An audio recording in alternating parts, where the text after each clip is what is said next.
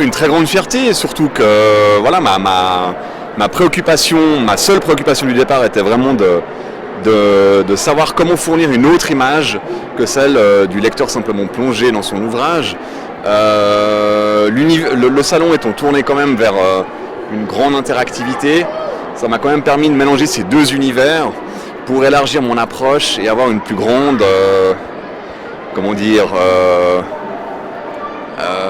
approche sur la fabrication de mes sujets. Le tout évidemment en essayant d'être décalé, surprenant, en allant à la rencontre de ces visiteurs, éditeurs et auteurs.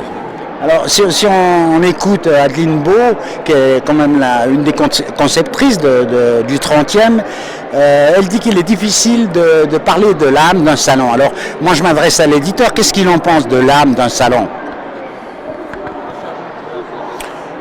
Je pense que chaque salon a son âme, et quand on a été contacté par Madame Beau pour l'édition de cet ouvrage sur le 30e anniversaire, elle nous avait parlé du travail que Monsieur Mertz avait réalisé l'année passée.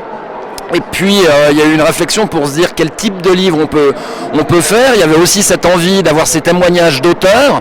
Et puis à travers les photos de M. Mertz, je trouve qu'on découvre l'âme du Salon du Livre. Et ce qui a été intéressant, c'est justement d'avoir en fait deux lectures dans cet ouvrage. Vous avez la lecture des textes, les témoignages de chaque auteur, et puis vous avez une autre lecture qui est une lecture par l'image, qui est une lecture par la photo, où on commence avec le montage et on finit avec le démontage. Et je pense que c'est ce qui donne de l'intérêt dans cet ouvrage, c'est qu'on a vraiment, au-delà des témoignages d'auteurs, on a cette vie du salon que les gens ne voient pas. Le montage, les gens ne connaissent pas.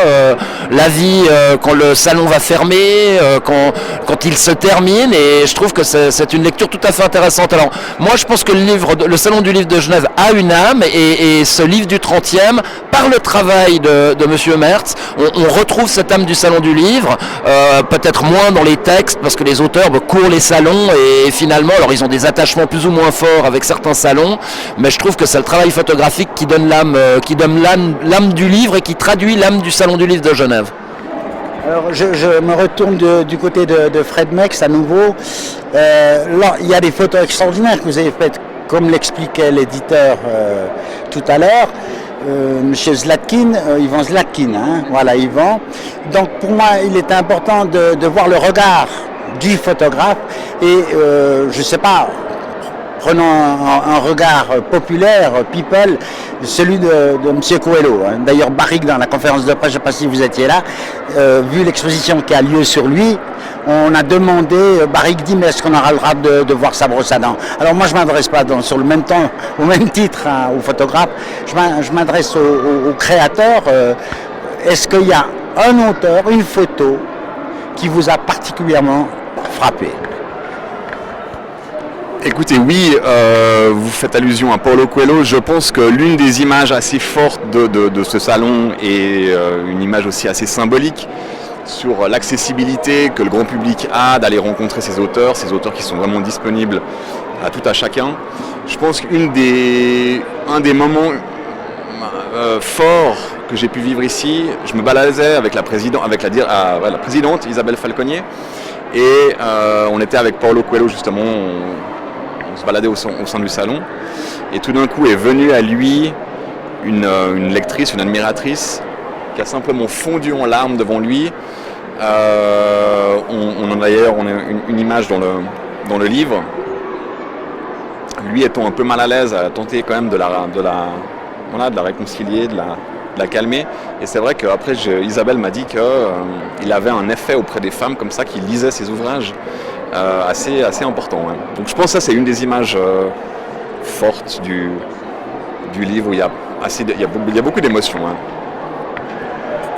C'est une manière de vous remercier d'avoir eu la chance de saisir cet instantané, parce qu'effectivement c'est une des photos que j'ai le plus regardée, parce que j'ai même envie excusez-moi vis-à-vis de l'éditeur, de la découper et de l'encadrer pour la mettre sur mon frigo ou dans ma chambre, parce que c'est un moment de grande sensibilité. Il y en a beaucoup d'autres.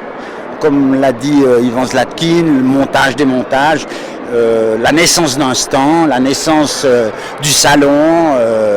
Et je trouve que le 30e respecte et a bien traduit, tant par le texte que par les images, le 30e. J'espère que ça ne sera pas le dernier salon, qu'il y en aura d'autres, parce qu'effectivement, comme vous le savez, beaucoup de participants comme les médias Ringier et compagnie, la télévision, la radio, malheureusement cette année ne sont pas présents. Alors on va essayer de faire un maximum pour faire la promotion de votre livre, parce que je pense que ce photographe a un grand talent et c'est bien qu'un éditeur genevois, j'ai pas dit calviniste, hein, j'ai dit genevois. Oui, qu'un éditeur genevois se soit lancé dans la course et ait participé à faire la promotion du 30e. Je peux me permettre, pour conclure, alors un éditeur genevois, il faut aussi rendre le mérite à Adeline Beau, qui est celle qui est derrière ce projet, malheureusement qui n'est pas avec nous aujourd'hui à midi, mais c'est elle le cœur du projet, et puis dire que c'est un éditeur genevois, c'est un livre qui a été réalisé 100% à Genève, qui a été imprimé par un imprimeur genevois, et je crois que c'est important de le dire, parce que par les temps qui courent, avec le franc fort, on pourrait avoir tendance à faire nos ouvrages ailleurs qu'en Suisse, et là il y a eu cette volonté de faire un livre 100% suisse et genevois. Bien, messieurs, je vous remercie, et puis je souhaite un avenir commercial très important au livre du 30e, parce qu'il le mérite.